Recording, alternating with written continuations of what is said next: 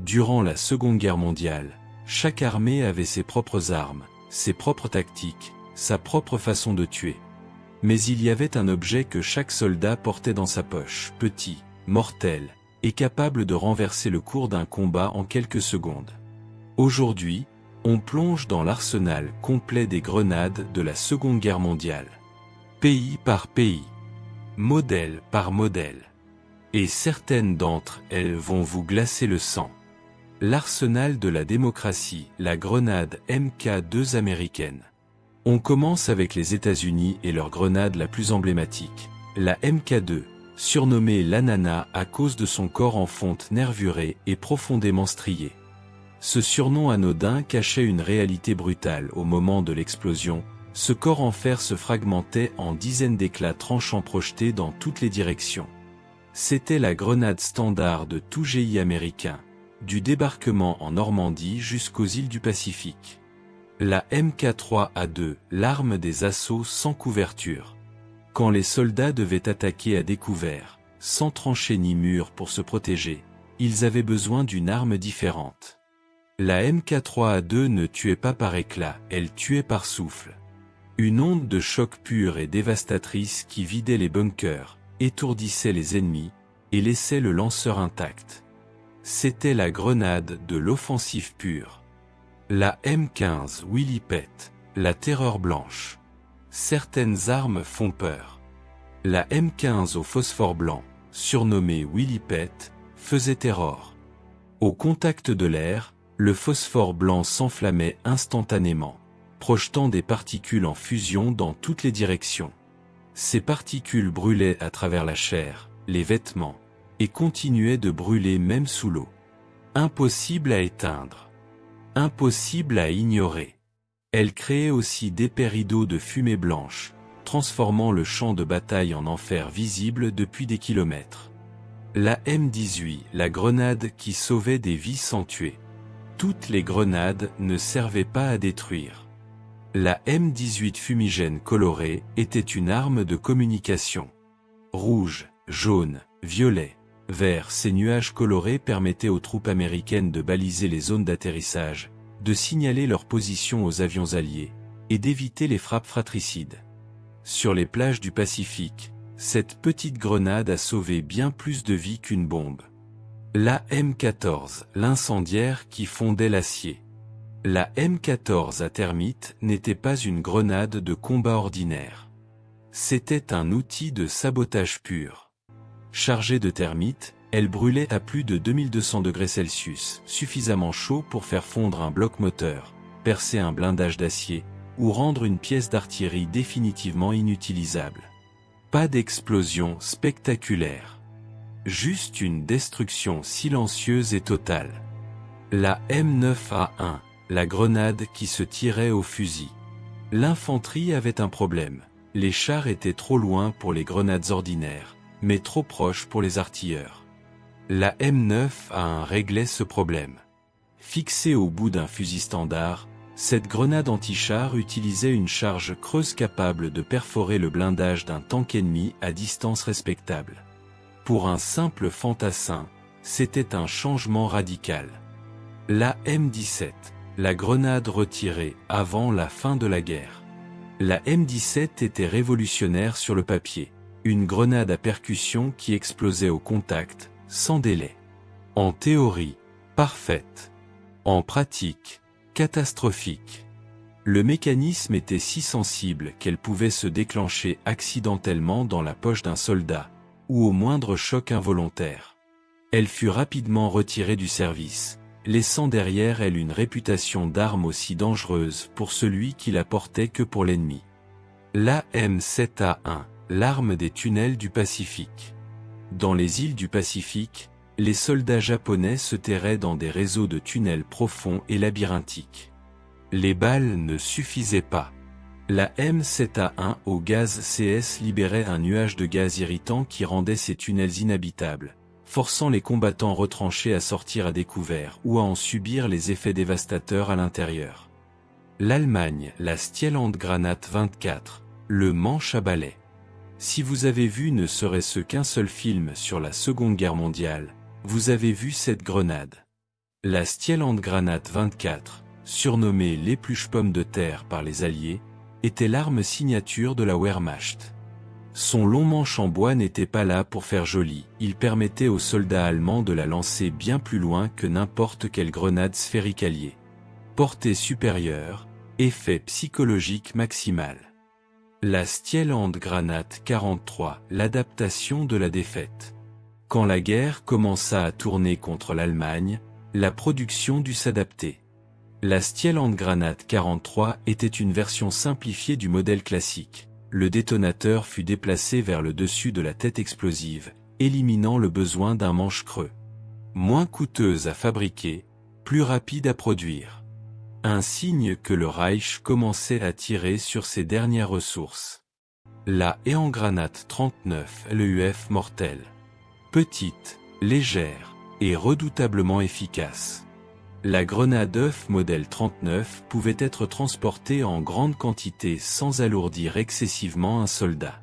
Sa forme compacte la rendait facile à dissimuler et rapide à dégoupiller.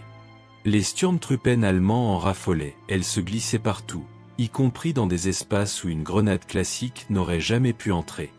La Gebalt Ladin, 6 grenades en une. Face aux chars alliés de plus en plus blindés, l'Allemagne cherchait des solutions désespérées. La Gebalt Ladin, la charge groupée, en était une. Un simple manche de Stielandgranat 24, entouré de 6 têtes explosives supplémentaires.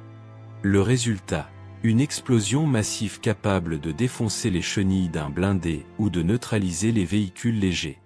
Primitive, mais terriblement efficace dans les bonnes mains. La Nebellandgranat 39, le masque de fumée. Visuellement presque identique à la grenade explosive standard, la Nebellandgranat 39 se reconnaissait à son simple bandeau blanc. À l'explosion, elle libérait un épais rideau de fumée permettant aux troupes allemandes de se déplacer à couvert, de masquer des retraites, ou d'aveugler les servants de mitrailleuses ennemies. Une arme de manœuvre, pas de destruction mais tout aussi précieuse. La Panzerwurfmine, l'antichar aérodynamique. Conçue pour les troupes au sol de la Luftwaffe, la Panzerwurfmine était une arme antichar à lancer dotée d'ailettes en toile qui se déployaient en vol. Ces ailettes stabilisaient la trajectoire et assuraient que la charge creuse touchait le blindage sous le bon angle, condition indispensable pour perforer l'acier d'un char. Une ingéniosité aérodynamique mise au service de la destruction. La Haftoladung 3, coller la mort sur un char. Il faut un certain courage ou une certaine folie pour utiliser cette arme. La Haftoladung 3 était une charge magnétique creuse. Le principe, courir vers un char ennemi en mouvement, coller la charge sur la coque grâce à ses aimants puissants, dégoupiller la mèche, et fuir avant l'explosion. Une seconde d'hésitation, une erreur de positionnement, un sol glissant et c'était la fin. Ceux qui l'utilisaient savaient très bien qu'ils jouaient leur vie. La Diskushandgranat, la grenade qui s'armait en vol. La grenade en forme de disque, surnommée la tortue, utilisait un principe physique ingénieux. La force centrifuge générée par sa rotation en vol armait automatiquement le mécanisme de mise à feu. Elle explosait à l'impact. Pas de délai. Pas d'erreur possible sur le timing. Une arme dont la physique elle-même était le mécanisme de sécurité. La Blendker Pair 2, le bulbe de verre contre les tankistes. Voici une arme parmi les plus étranges de toute la guerre. Un simple bulbe en verre de forme lacrymale, rempli d'un mélange chimique irritant. L'idée était simple mais redoutable, lancer ce bulbe contre le blindage d'un char ennemi. En se brisant, il libérait un nuage de gaz suffocant qui s'infiltrait dans le véhicule, forçant l'équipage à ouvrir les trappes et à sortir à découvert. Primitif. Efficace. Déstabilisant. La Gewehrsprenggranat 30, l'artillerie de poche. La GRS-PGR 30 était la grenade à fusil standard de la Wehrmacht. Fixée à l'extrémité du canon, elle transformait n'importe quel fantassin en artilleur improvisé, capable d'envoyer une charge explosive bien au-delà de la portée d'un lancer à bras. Elle comblait le vide tactique entre la grenade à main et le mortier, un outil précieux pour les sections d'infanterie en manque de soutien lourd. La Wurfgranate 326, tirée au pistolet de signalisation. La Wurfgranate 326 était une petite grenade à ailettes conçue pour être tirée depuis un pistolet lance-fusée. Légère, facile à transporter, elle offrait une capacité de projection explosive sur courte distance sans équipement spécialisé. Pratique, rapide à mettre en œuvre, et particulièrement utile dans les combats urbains ou les engagements rapprochés. Le Royaume-Uni et le Commonwealth, la Mills bombe numéro 36e. La grenade la plus fiable de toute la guerre selon beaucoup d'experts. La Mills bombe était une grenade à fragmentation en fonte lourde, nervurée à la manière d'un ananas comme son homologue américaine. Sa réputation reposait sur deux qualités essentielles, sa robustesse mécanique et son rayon de fragmentation dangereux. Elle était si répandue dans les troupes du Commonwealth qu'elle devint le symbole même de la grenade de guerre. La numéro 69 en bakélite, la grenade de l'assaut rapproché. Fabriquée en plastique bakélite, la grenade numéro 69 était une arme de souffle pur. Très peu d'éclat métallique, ce qui la rendait idéale pour les raids en espace confiné ou pour l'entraînement des troupes. Elle permettait aux soldats d'avancer immédiatement après l'explosion sans risquer d'être blessés par leurs propres fragments. Élégante dans sa conception, redoutable dans son application. La Sticky Bomb numéro 74, l'idée brillante qui collait mal. Sur le papier, la Sticky Bomb était du génie pur. Une sphère de verre recouverte d'un puissant adhésif, protégée par un sac en laine. L'utilisateur retirait le revêtement et collait la bombe sur le blindage d'un char. Dans les faits, les résultats étaient moins glorieux. L'adhésif ne prenait pas sur les surfaces poussiéreuses ou boueuses, situation quasi permanente sur un char en campagne. Et parfois, c'était le soldat lui-même qui se retrouvait collé à sa propre bombe. Une arme à l'histoire aussi tragique que cocasse. La Gammon bombe numéro 82, la grenade des parachutistes. Les parachutistes britanniques avaient besoin d'une arme polyvalente, légère et adaptable. La Gammon bombe était exactement ça. Essentiellement un sac de plastique explosif avec un détonateur intégré. Elle pouvait être modelée à la main pour s'adapter à n'importe quelle forme, pilier de pont, roue de véhicule, entrée de bunker. Chez les paras de la première division aéroportée, elle était considérée comme l'outil de démolition ultime. La Hawkins mine numéro 75, la grenade et la mine à la fois. Avec sa forme de flasque plate, la Hawkins mine était l'une des armes les plus polyvalentes du conflit. Elle pouvait être enterrée comme une mine anti-char sur les routes empruntées par les colonnes blindées ennemies, ou projetée sous les roues d'un véhicule. La Home Guard britannique et les réseaux de résistance l'utilisaient abondamment, une arme simple, accessible, et redoutablement efficace entre les mains de civils peu entraînés. La numéro 73, la grenade thermos. Son surnom venait de son apparence, elle ressemblait en tout point à un thermos de café. Mais à l'intérieur, pas de boisson chaude, juste une grande quantité d'explosifs puissants. La numéro 73 était une arme anti-char de dernier recours. Elle était lourde, encombrante, et dangereuse à lancer avec précision. Mais face à un blindé ennemi à courte distance, elle faisait le travail. La numéro 77 au phosphore blanc, la couverture instantanée. Comme son équivalent américain Willy Pett, la grenade numéro 77 britannique au phosphore blanc servait à créer des écrans de fumée rapides et denses. Elle était aussi capable de provoquer des incendies et des brûlures graves, une arme double usage qui faisait autant craindre la fumée que le feu lui-même. La numéro 68, la première charge, creuse en opération. La grenade à fusil numéro 68 fut l'une des premières armes au monde à utiliser le principe de la charge creuse en combat réel. Tirée depuis un lance-grenade à coupelle fixé au fusil, elle était capable de perforer le blindage des chars de la première partie de la guerre. Une innovation tactique majeure qui ouvrit la voie à toute une génération d'armes anti-chars légères. La numéro 27, le rideau de fumée standard. Grenade fumigène chimique classique des forces britanniques, La numéro 27 servait à masquer les mouvements d'infanterie, à signaler des positions, et à semer la confusion dans les rangs ennemis. Discrète, fiable, indispensable, une arme de manœuvre que chaque section emportait systématiquement. L'Union soviétique, la F1 Limonka, le citron de la mort. Surnommée la Limonka, le petit citron, la grenade soviétique F1 était directement inspirée des designs français de la Grande Guerre. Son corps en fonte épaisse produisait une fragmentation dévastatrice et un rayon de danger particulièrement étendu. Elle était conçue pour la défense. On la lançait depuis une tranchée ou derrière un abri, jamais à découvert. Dans les rues de Stalingrad, elle devint légendaire.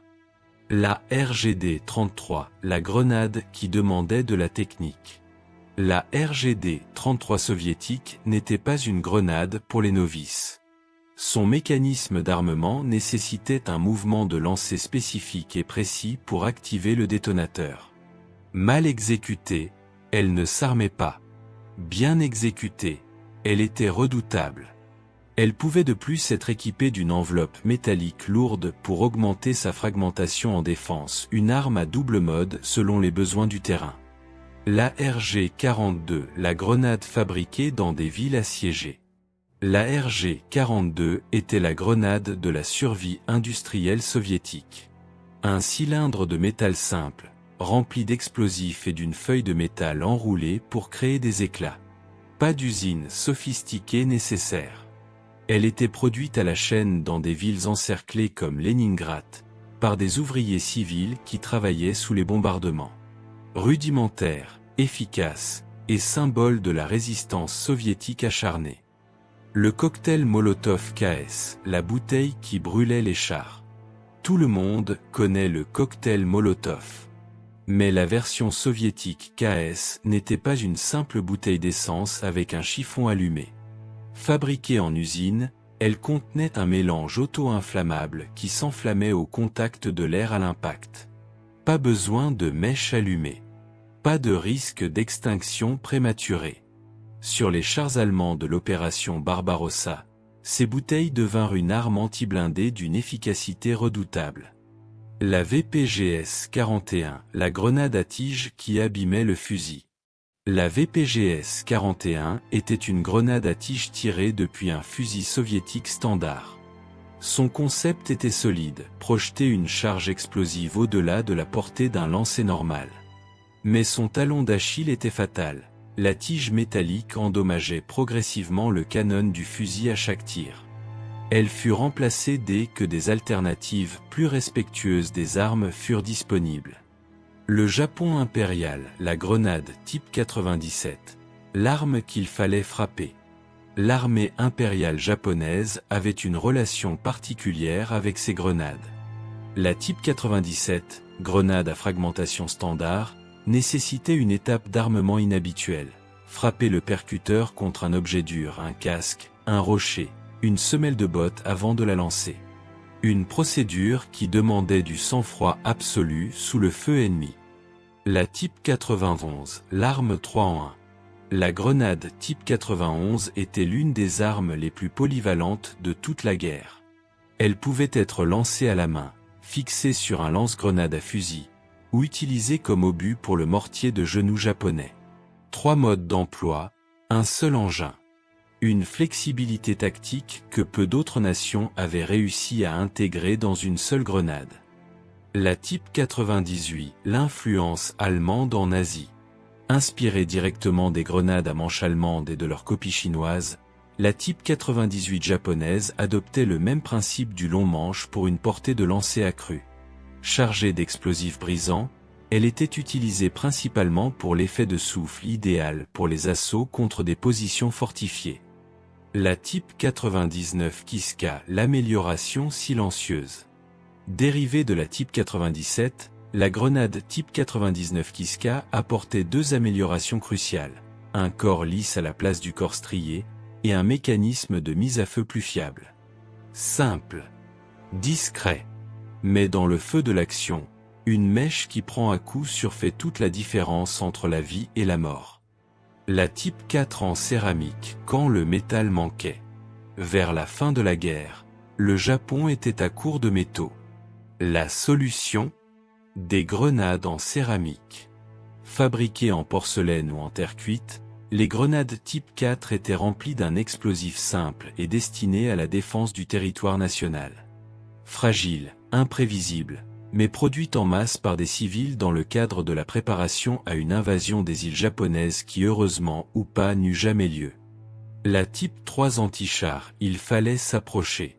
La grenade anti-char conique type 3 utilisait le principe de la charge creuse, stabilisée en vol par une queue en chanvre. Elle était capable de perforer le blindage des véhicules alliés, à condition que le soldat puisse s'en approcher suffisamment pour la lancer avec précision.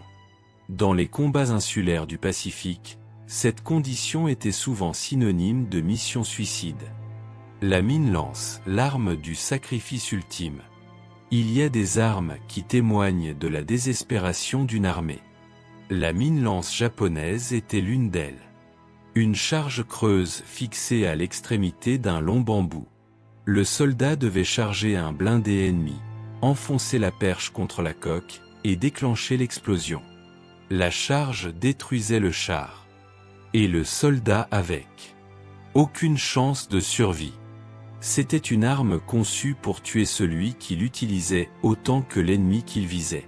Si vous regardez cette vidéo jusqu'ici, c'est que vous aimez l'histoire militaire authentique. Alors abonnez-vous, activez la cloche, et laissez un commentaire, ça nous aide énormément à continuer ce travail. Le type 89 lançait à la main, l'improvisation mortelle. Le mortier de genou type 89 était avant tout un obus de mortier. Mais dans les combats désespérés des îles Salomon ou d'Iwo Jima, des soldats japonais les lançaient à la main faute de mieux. Sans détonateur à délai adapté, sans distance de sécurité, sans aucune garantie de timing. Beaucoup de ceux qui tentèrent cette tactique ne survécurent pas à leur propre improvisation.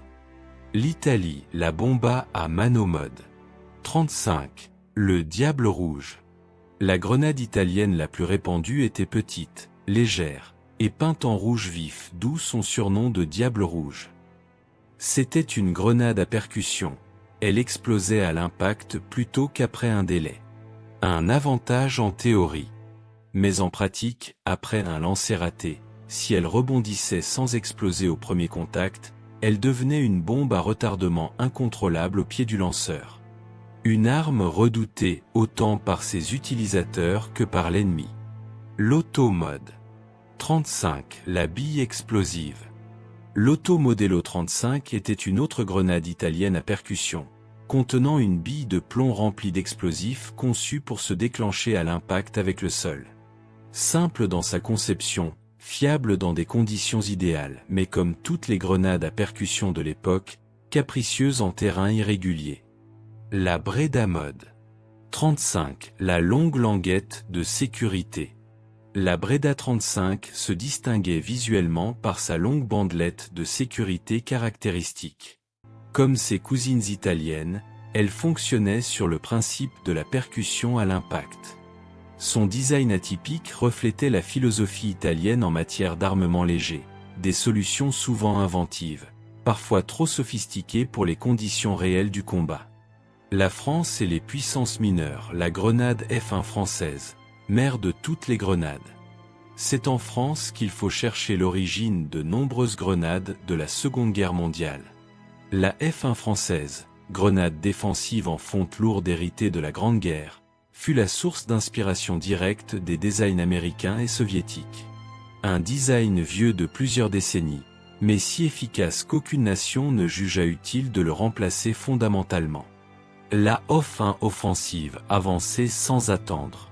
Contrairement à la F1 défensive, la grenade F1 française était conçue pour accompagner une infanterie en mouvement. Fabriquée en métal fin, elle produisait peu d'éclat, son effet reposait sur l'onde de souffle. Cela permettait aux soldats d'avancer immédiatement après l'explosion sans craindre leurs propres fragments. Une conception tactique réfléchie, pensée pour l'offensive. Le modèle 1937, la modernisation française. Le modèle 1937 représentait la tentative de la France de moderniser son arsenal de grenades à la veille du conflit. En métal embouti léger, il était plus économique et plus rapide à produire que ses prédécesseurs. Mais la débâcle de 1940 laissa peu de temps à la France pour en tirer le meilleur parti. La Filipinka polonaise, forgée dans la clandestinité. Voici l'une des histoires les plus remarquables de tout cet arsenal. La Filipinka était une grenade à percussion fabriquée clandestinement par l'Armia Krajowa, l'armée de l'intérieur polonaise, dans des ateliers souterrains, sous occupation nazie. Sans usines officielles, sans approvisionnement en matières premières, des résistants polonais produisaient des grenades de qualité professionnelle. La preuve que la résistance d'un peuple peut forger ses propres armes dans l'ombre. La 36e hongroise, la sophistication des puissances mineures. La grenade standard de l'armée hongroise, la 36e, était techniquement l'une des plus sophistiquées parmi les puissances mineures de l'Axe. Son système de mise à feu à percussion s'armait automatiquement en vol, une ingéniosité mécanique qui la distinguait nettement des designs plus rudimentaires de ses alliés. Une arme qui prouvait que la taille d'une nation n'est pas toujours proportionnelle à la qualité de son armement. Toutes ces grenades, tous ces pays, tous ces hommes qui les ont tenues dans leurs mains, souvent pour la dernière fois. Chaque modèle raconte une histoire différente, d'ingéniosité, de désespoir, de sacrifice, et parfois de tragédie absurde. L'histoire des armes est aussi l'histoire des hommes qui les ont conçues, portées et utilisées. Dites-nous en commentaire laquelle de ces grenades vous a semblé la plus dangereuse et pour quelle raison.